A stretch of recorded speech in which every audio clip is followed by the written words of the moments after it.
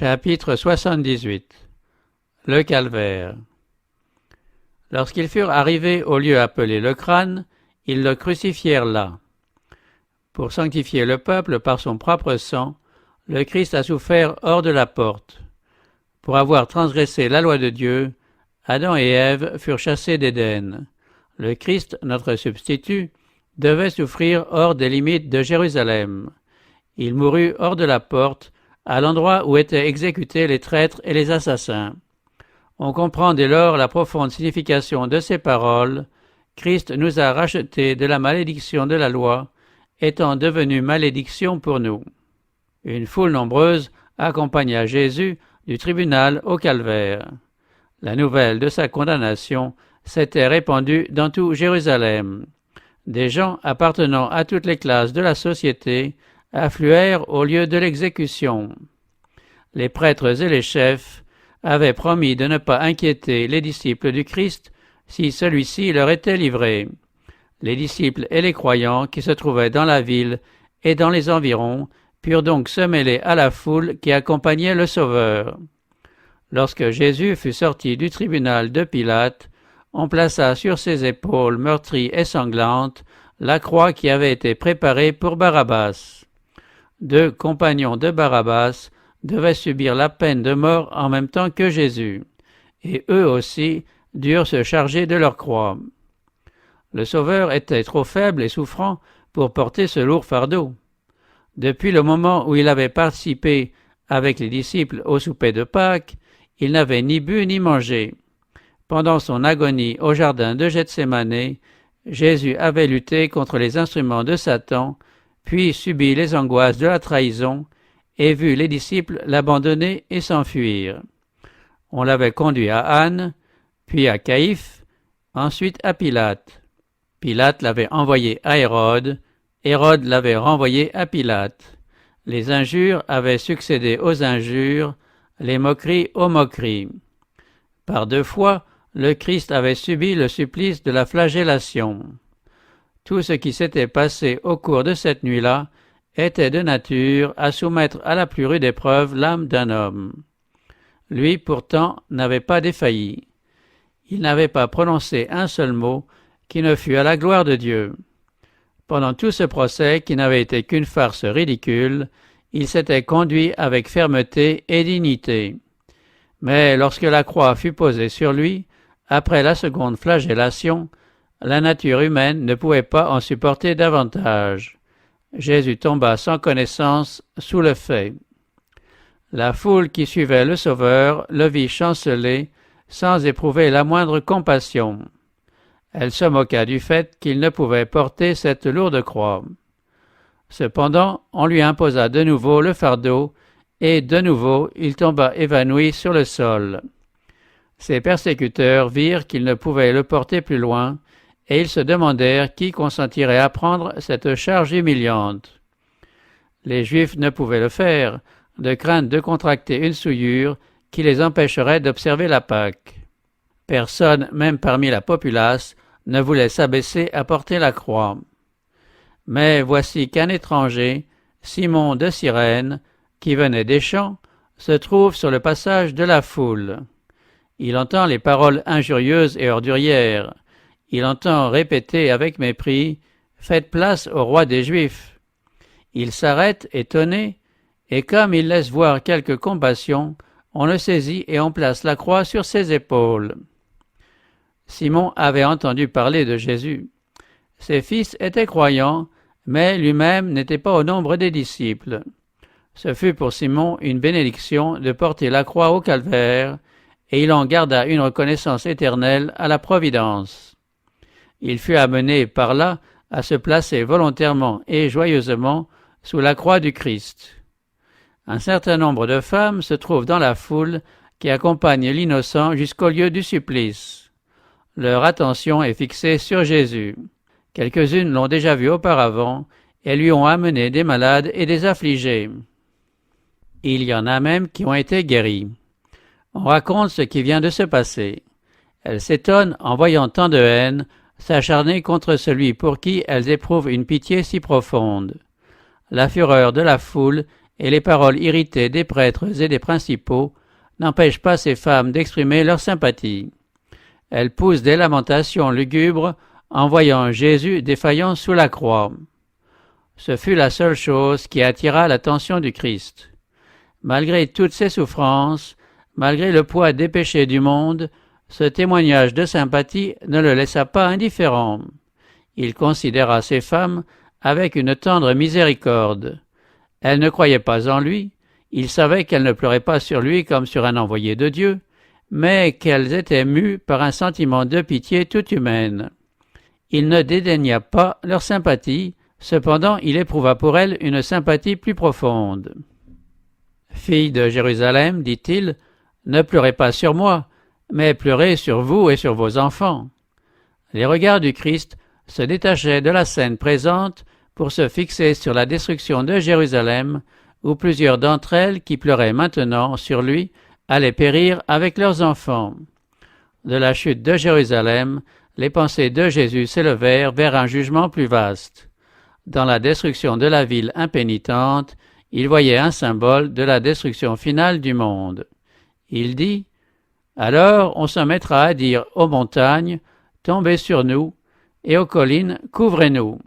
Car si l'on fait cela au bois vert, qu'arrivera-t-il au bois sec ?» Le bois vert représentait Jésus lui-même, le Rédempteur innocent. Dieu permit que la colère dont il frappe la transgression vint tomber sur son Fils bien-aimé. Jésus devait être crucifié pour les péchés des hommes. Quel châtiment alors était réservé aux pécheurs qui persévéreraient dans le péché? Tous les rebelles et les incrédules seraient exposés à des souffrances et à des misères qu'aucun langage ne peut exprimer. Parmi ceux qui suivent le Sauveur au calvaire, il s'en trouve qui, avec de joyeux hosannas, en agitant des branches de palmier, ont formé le glorieux cortège lors de son entrée triomphale à Jérusalem. Bon nombre de ceux qui, par entraînement, ont ce jour célébré ses louanges, font à cette heure entendre le cri « Crucifie-le, crucifie-le !» Les espérances des disciples avaient atteint le plus haut degré d'intensité au moment où le Christ avait fait son entrée dans Jérusalem. Ils s'étaient serrés autour du Maître, fiers de lui appartenir. Maintenant, dans son humiliation, rempli de douleur et accablé de déception, il marche à distance. Avec quelle exactitude s'accomplissent les paroles de Jésus « Je serai pour vous tous cette nuit une occasion de chute, car il est écrit « Je frapperai le berger, et les brebis du troupeau seront dispersées. » Parvenus au lieu de l'exécution, les prisonniers sont attachés aux instruments du supplice. Les deux larrons se débattent entre les mains de ceux qui veulent les placer sur la croix. Mais Jésus ne fait aucune résistance. Sa mère, s'appuyant sur Jean, le disciple bien-aimé, est venue au calvaire sur les traces de son fils. Elle l'a vu s'affaisser sous le poids de la croix. Elle voudrait soutenir de sa main la tête meurtrie, baigner le front qui, si souvent, s'est appuyé sur son sein. Mais cette consolation lui est refusée.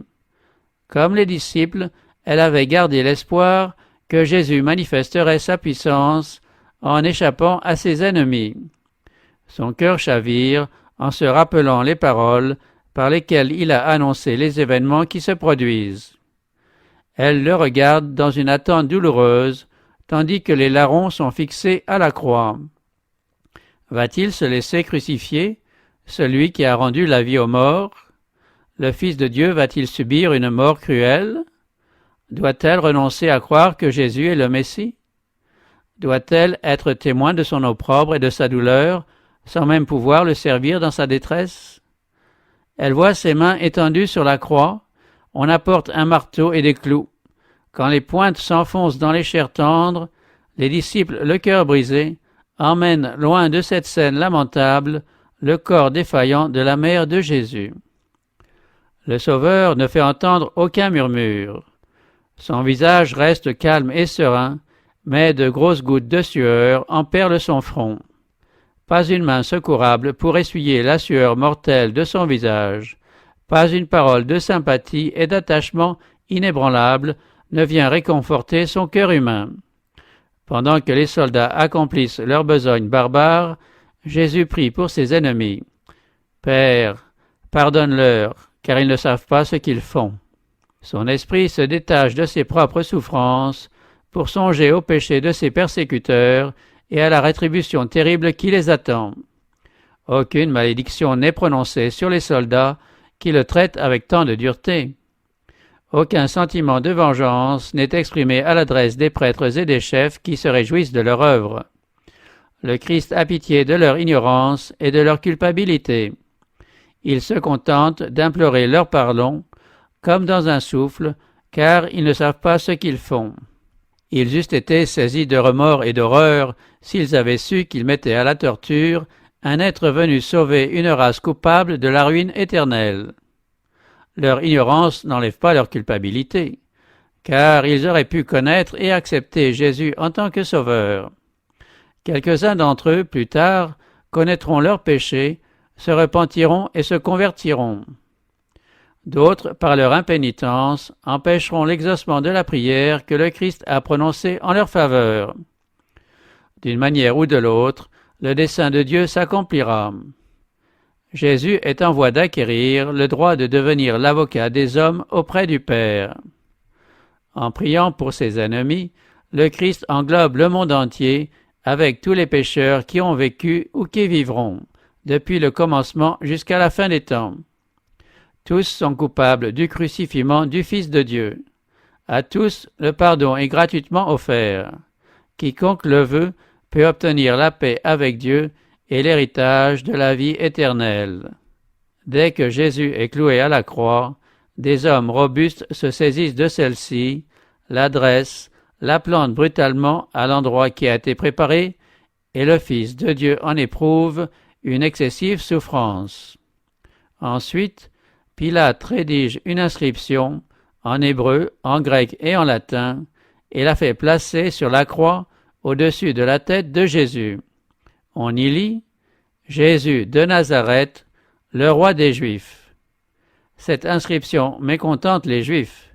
Ils ont crié dans la cour du tribunal de Pilate « Crucifie-le, nous n'avons de roi que César », affirmant ainsi que celui qui reconnaît un autre roi est un rebelle. Pilate s'est donc inspiré du sentiment exprimé par eux. Aucun délit n'est mentionné, si ce n'est que Jésus est le roi des Juifs. Cette inscription est une reconnaissance virtuelle de la fidélité que les Juifs doivent au pouvoir romain.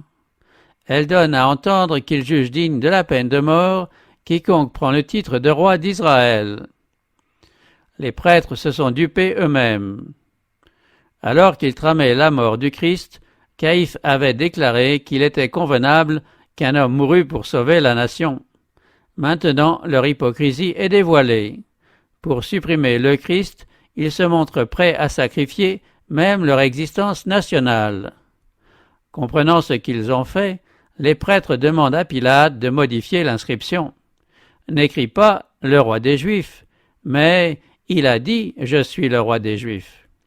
Pilate, honteux de la faiblesse qu'il a montrée, n'a que du mépris pour la fourberie de ses prêtres et de ses chefs. Il répond froidement « Ce que j'ai écrit, je l'ai écrit ». Une puissance supérieure à Pilate et aux Juifs a voulu que cette inscription fût placée au-dessus de la tête de Jésus. Par ce moyen, la providence divine fera réfléchir les hommes et les poussera à sonder les Écritures. Le calvaire s'élevant à proximité de la ville, une telle proclamation de la messianité de Jésus de Nazareth, vérité vivante, transcrite par humain que Dieu a dirigée, va être remarquée par des milliers de personnes venues à Jérusalem de toutes les contrées.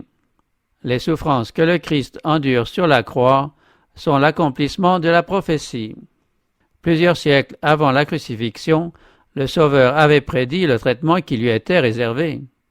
Il avait dit « Des chiens m'ont environné, une bande de malfaiteurs m'a entouré, ils ont percé mes mains et mes pieds. Je pourrais compter tous mes os. Mes ennemis me regardent et m'observent. Ils partagent entre eux mes vêtements et ils tirent au sort ma robe. » La prédiction relative au partage de ces vêtements s'accomplit sans l'intervention des amis ou des ennemis du crucifié. Ses vêtements sont distribués aux soldats qui l'ont cloué à la croix. Le Christ entend se disputer les hommes qui font le partage. Comme sa robe est sans couture, tout entière d'un seul tissu, ils se disent les uns aux autres, « Ne la déchirons pas, mais que le sort désigne celui à qui elle sera. » Le Sauveur avait dit dans une autre prophétie, « Les outrages m'ont brisé le cœur et je suis anéanti. J'attendais un ami qui eut pitié de moi, mais en vain, des consolateurs, mais je n'en ai pas trouvé.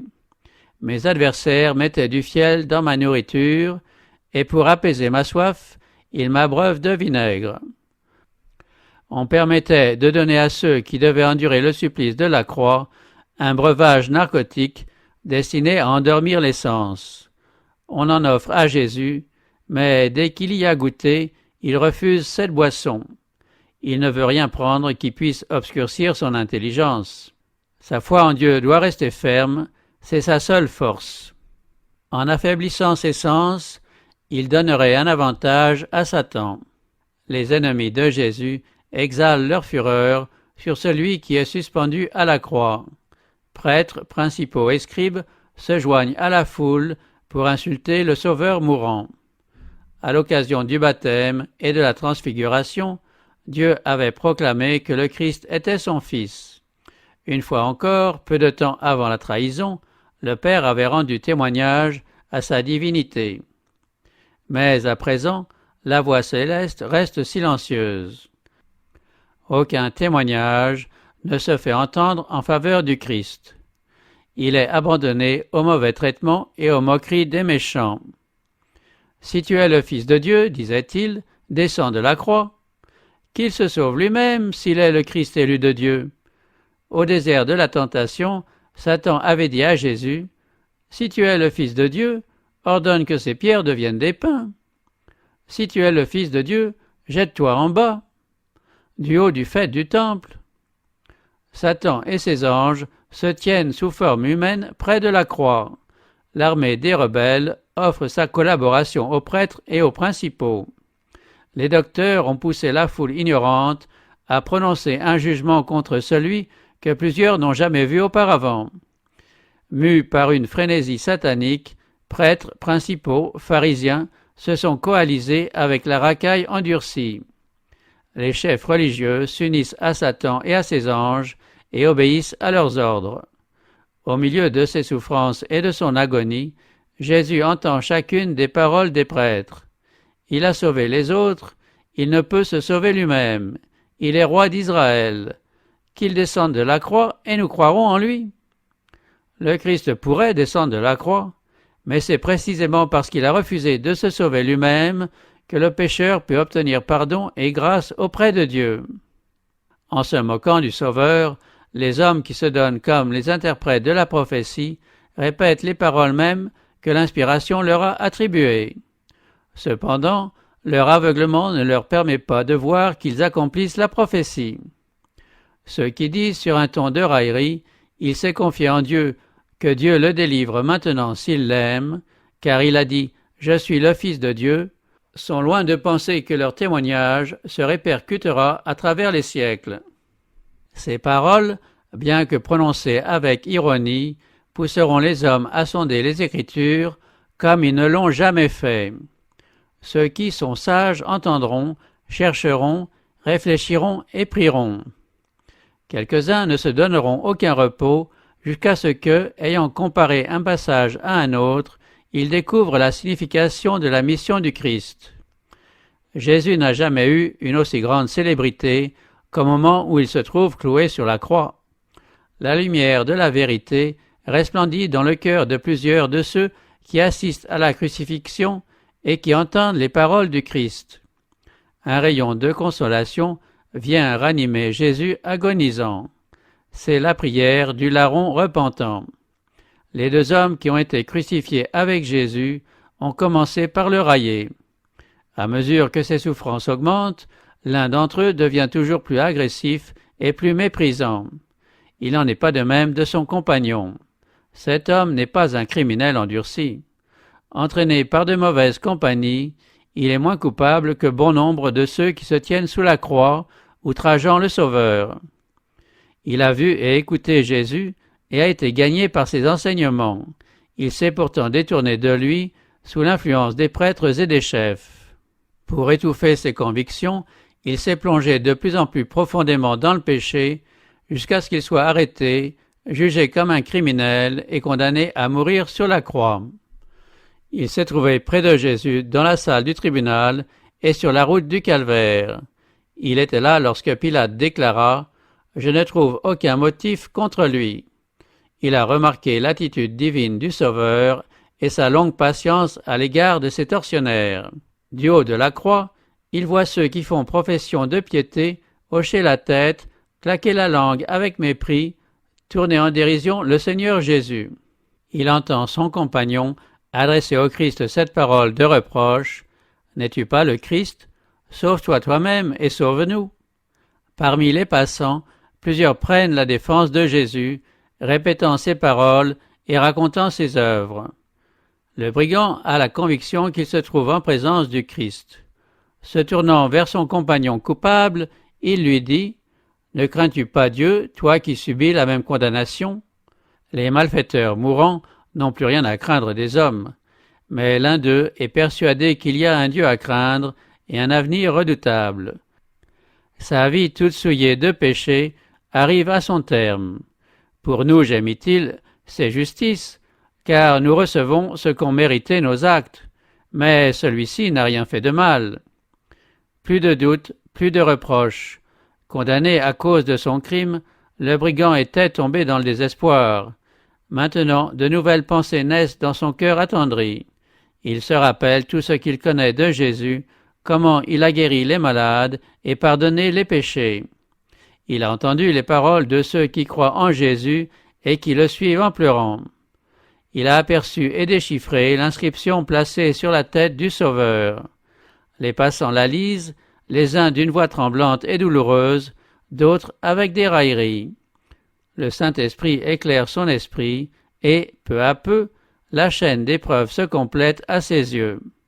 En ce Jésus, meurtri, attaché à la croix, objet des moqueries, il reconnaît l'agneau de Dieu qui ôte le péché du monde. D'une voix qui exprime à la fois l'espoir et l'angoisse, ce moribond réduit à l'impuissance se recommande au Sauveur mourant. « Jésus, souviens-toi de moi quand tu viendras dans ton règne. » La réponse ne se fait pas attendre, réponse pleine d'amour, de compassion et de puissance. « En vérité, je te le dis aujourd'hui, tu seras avec moi dans le paradis. » Pendant les longues heures d'agonie, les oreilles de Jésus ont été frappées par les injures, les quolibets, les imprécations. Son cœur anxieux attendait quelque expression de foi venant des disciples, mais il n'a entendu que ces tristes paroles. Nous espérions que ce serait lui qui délivrerait Israël. Quelle joie pour le Sauveur d'entendre le malfaiteur mourant manifester sa foi et son amour. Alors que les chefs de la nation juive le renient et que les disciples eux-mêmes doutent de sa divinité, ce pauvre larron, sur le seuil de l'éternité, reconnaît Jésus comme son Seigneur. Plusieurs ont été disposés à le reconnaître comme leur Seigneur, alors qu'il opérait des miracles ou quand il fut sorti victorieux du tombeau. Seul le coupable sauvé à la 11e heure le reconnaît pendant qu'il agonise sur la croix. Les paroles de cet homme repentant attirèrent l'attention des curieux. Ceux qui se sont querellés au pied de la croix au sujet du partage des vêtements du Christ et qui ont jeté le sort sur sa robe s'arrêtent silencieux pour écouter. Retenant leur souffle, ils regardent le Christ, attendant la réponse qui va sortir des lèvres du mourant. Le sombre nuage qui paraît envelopper la croix est déchiré par un brillant rayon de lumière quand Jésus adresse au larron ces paroles de promesse. Le malfaiteur repentant, se sentant accepté de Dieu, éprouve une paix parfaite. Le Christ est glorifié au sein de son humiliation. Il est vainqueur, celui qui aux yeux de tous a paru vaincu. Il est reconnu comme portant le péché du monde. Les hommes peuvent maltraiter son corps, enfoncer la couronne d'épines dans ses tempes saintes, le dépouiller de ses vêtements et se les disputer, ils ne peuvent pas lui enlever le pouvoir de pardonner les péchés. En mourant, Jésus rend témoignage à sa propre divinité et à la gloire de son Père. Son oreille ne s'est pas appesantie pour ne point entendre, et son bras ne s'est point raccourci pour ne plus pouvoir sauver. Il exerce le droit royal de sauver parfaitement tous ceux qui s'approchent de Dieu par lui. En vérité, je te le dis aujourd'hui, tu seras avec moi dans le paradis. Le Christ n'a pas promis au larron qu'il serait avec lui dans le paradis ce jour-là, car lui-même n'y est pas allé. Il a dormi dans la tombe, et il dira au matin de la résurrection, « Je ne suis pas encore monté vers mon Père. » Mais la promesse est donnée au jour de la crucifixion, jour de défaite apparente et de ténèbres. Aujourd'hui, au moment où il meurt sur la croix, comme un malfaiteur, le Christ donne cette assurance aux pauvres pécheurs, « Tu seras avec moi dans le paradis. » Les malfaiteurs crucifiés avec Jésus avaient été placés, un de chaque côté et Jésus au milieu. Ceci avait été fait à l'instigation des prêtres et des principaux. On voulait, en plaçant le Christ entre les deux bandits, montrer qu'il était le plus grand criminel des trois.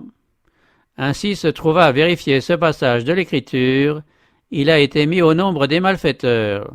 Mais les prêtres ne comprirent pas toute la signification de leur acte. De même que Jésus, crucifié avec deux malfaiteurs, fut placé au milieu, ainsi sa croix a été dressée au milieu d'un monde gisant dans le péché.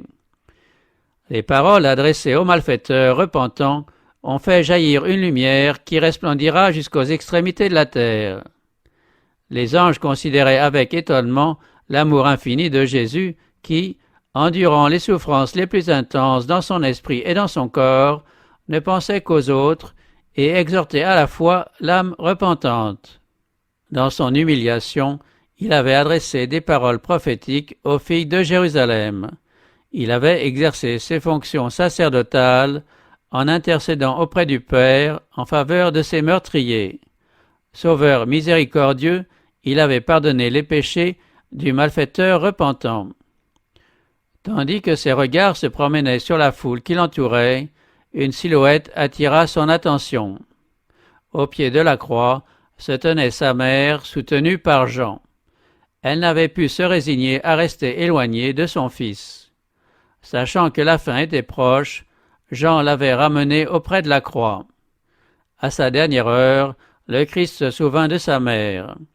Regardant son visage ravagé de douleur, puis celui du disciple, il dit à sa mère, « Femme, voici ton fils. » Puis il dit à Jean, « Voici ta mère. » Jean comprit les paroles du Christ et accepta le dépôt qui lui était confié. Il emmena tout de suite Marie chez lui, et dès ce moment il en prit un tendre soin. Oh, quel sauveur plein de compassion et d'amour! Au milieu de ses souffrances physiques et de l'angoisse de son esprit, il avait une pensée de sollicitude pour sa mère. Il n'avait pas d'argent à lui laisser, mais il était lui-même dans le cœur de Jean comme un joyau enchâssé dans un écrin, et il fit à son disciple un legs précieux, sa mère, assurant à Marie ce dont elle avait le plus grand besoin, la tendresse d'un être qu'il aimait parce qu'elle aimait Jésus. En l'accueillant comme un dépôt sacré, Jean obtenait une riche bénédiction. Marie devait lui rappeler sans cesse son maître bien-aimé. L'exemple parfait de l'amour filial du Christ brille d'un éclat toujours aussi vif à travers les siècles. Pendant environ 30 années, Jésus s'était efforcé de porter sa part des fardeaux du foyer en travaillant chaque jour de ses mains. Et maintenant, jusque dans sa dernière agonie, il pense aux besoins de sa mère, restée seule dans la douleur. Tout disciple du Seigneur manifestera le même esprit. Ceux qui suivent le Christ doivent sentir qu'une partie de leur religion consiste à respecter leurs parents et à subvenir à leurs besoins. Quiconque garde en son cœur l'amour du Christ ne refusera jamais à son père et à sa mère la solitude et la tendresse auxquelles ils ont droit. Le Seigneur de gloire allait mourir pour la rançon de l'humanité. Au moment où il abandonnait sa vie précieuse, le Christ n'était pas soutenu par une joie triomphante. L'obscurité l'enveloppe et l'oppresse. Ce n'était pas la peur de la mort qui l'accablait. Ce n'était pas la douleur ou l'ignominie de la croix qui lui causait cette agonie inexprimable. Le Christ était le prince des martyrs. Ce qui le faisait souffrir par-dessus tout, c'était de sentir la malignité du péché, dont l'homme a cessé d'apercevoir l'énormité en se familiarisant avec lui. Le Christ constatait la puissante emprise du mal sur le cœur humain et prévoyait qu'un petit nombre d'hommes seraient disposés à s'y soustraire. Il savait que, sans l'aide de Dieu, l'humanité périrait, et il voyait des multitudes perdues malgré le secours abondant qui leur est offert. Le Christ s'est substitué à nous, il a porté l'iniquité de tous. Il a été mis au nombre des transgresseurs, afin de pouvoir nous racheter de la condamnation de la loi. La culpabilité de tous les descendants d'Adam pesait sur son cœur. L'effroyable manifestation de la colère que Dieu éprouve contre le péché remplissait de consternation l'âme de Jésus. Pendant toute sa vie, le Christ n'avait pas cessé de publier à un monde perdu la bonne nouvelle de la grâce du Père et de l'amour qui pardonne. Son thème constant, c'était le salut du plus grand pécheur. Maintenant, sous le poids de la culpabilité qui l'accable, il ne lui est pas donné d'apercevoir le visage miséricordieux du Père. Personne ne comprendra jamais la douleur mortelle qu'éprouva le Sauveur en cette heure d'angoisse suprême où la présence divine lui était retirée. Son agonie morale était si grande qu'il en oubliait ses tortures physiques. Satan assiégeait Jésus de ses tentations redoutables. Le Sauveur ne voyait pas au-delà de la tombe. L'espérance ne lui montrait plus la victoire sur le sépulcre.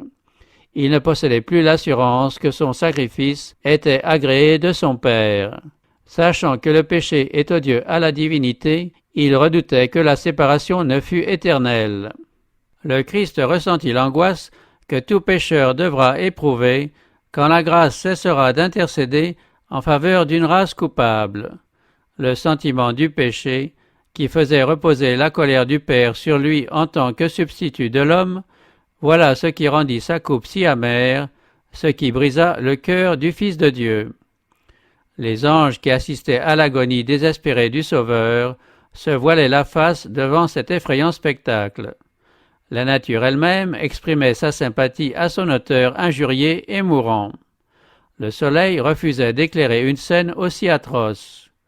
En plein midi, alors qu'il brillait auparavant de tout son éclat, il parut disparaître soudain. Une obscurité complète, semblable à un suaire, enveloppait la croix. Jusqu'à la 9e heure, il y eut des ténèbres sur toute la terre. Aucune éclipse, aucune cause naturelle n'expliquait ces ténèbres, aussi épaisses que celles de minuit, quand ne brillent ni la lune ni les étoiles. C'était un témoignage miraculeux que Dieu donnait pour confirmer la foi des générations à venir. Ces épaisses ténèbres cachaient la présence de Dieu. Il fait des ténèbres son pavillon, et il dérobe sa gloire aux yeux des humains. Dieu et ses saints anges se tenaient près de la croix. Le Père restait invisible près de son Fils. Sa gloire, en éclatant à travers la nuit, eût anéanti tous les spectateurs humains. À cette heure redoutable, le Christ ne devait pas être réconforté par la présence de son Père.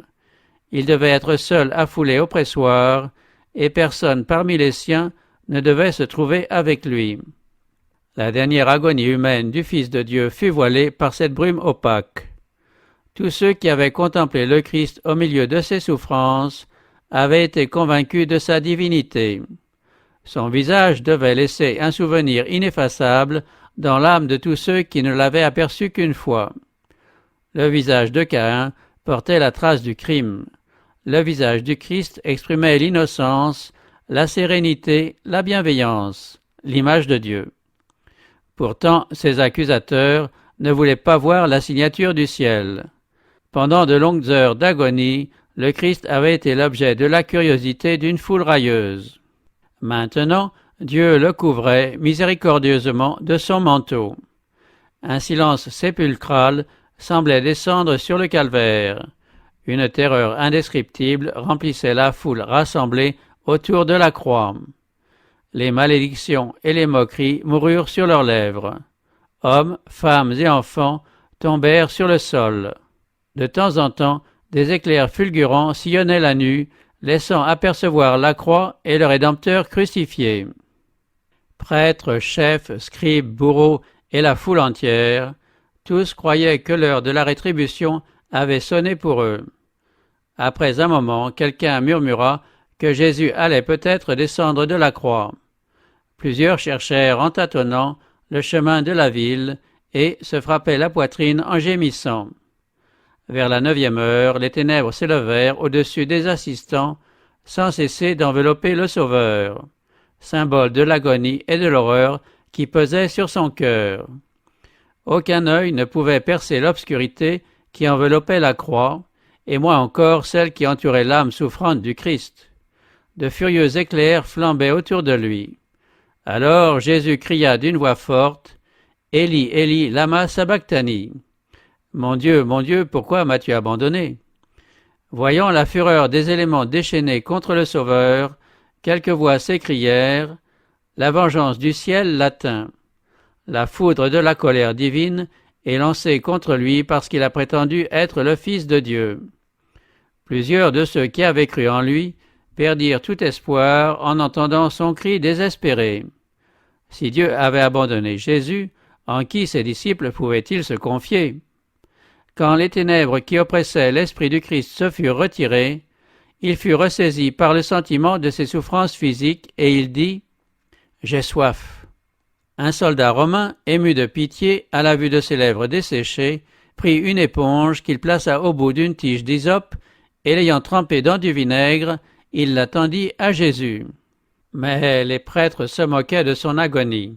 Ils avaient éprouvé une véritable terreur lorsque les ténèbres avaient recouvert la terre. Maintenant que leur frayeur était dissipée, ils se reprenaient à craindre que Jésus ne leur échappât. Ils se méprirent sur le sens de ces paroles, « Élie, Élie, lama sabachthani » Ils dirent avec dédain, « Il appelle Élie » Et, négligeant cette dernière occasion de soulager ses souffrances, ils ajoutaient, « Laisse, voyons si Élie viendra le sauver. » Le Fils immaculé de Dieu était là, suspendu à la croix, les chairs lacérées de coups. Ses mains qui s'étaient si souvent étendues pour bénir étaient clouées au bois. Ses pieds, toujours infatigables au service de l'amour, étaient cloués eux aussi. Sa tête royale était meurtrie par une couronne d'épines. Ses lèvres tremblantes laissaient échapper un cri de douleur. Tout ce qu'il a souffert, les gouttes de sang qui ont coulé de sa tête, de ses mains, de ses pieds, l'agonie qui a secoué son corps, l'angoisse inexprimable qui a rempli son âme quand le Père lui a dérobé son visage, tout parle à chaque enfant de l'humanité. C'est pour toi que le Fils de Dieu consent à porter ce fardeau de culpabilité. Pour toi, il a dépouillé la mort et ouvert les portes du paradis.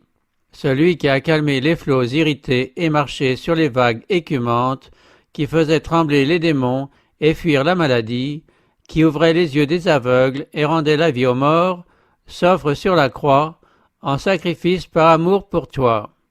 Il a porté le péché, il a subi la colère de la justice divine, pour toi il a été traité comme le péché même.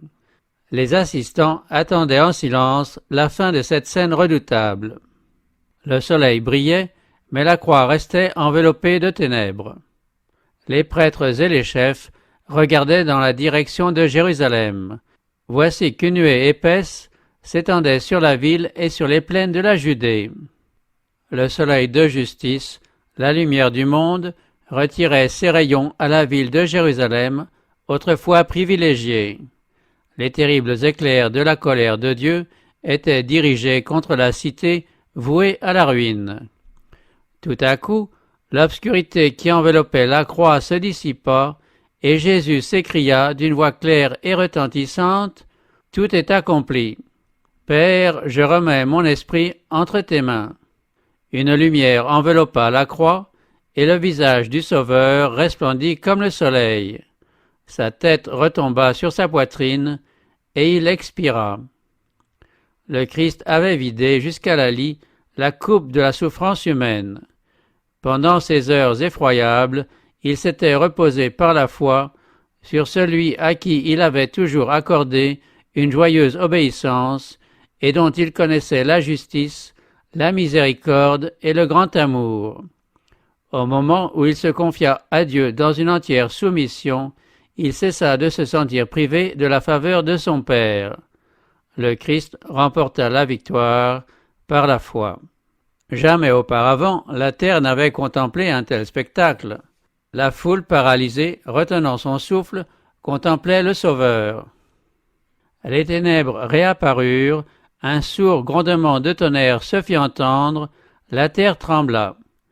Les gens furent précipités les uns sur les autres. Il y eut une scène inouïe de confusion et d'affolement. Des rochers se détachèrent des montagnes environnantes et roulèrent avec fracas dans la plaine. Des sépulcres furent ouverts, et les cadavres qu'ils renfermaient jetés au dehors. La création paraissait sur le point d'être pulvérisée. Les prêtres, les chefs, les soldats et les bourreaux, ainsi que tout le peuple, muets de terreur, restaient abattus sur le sol.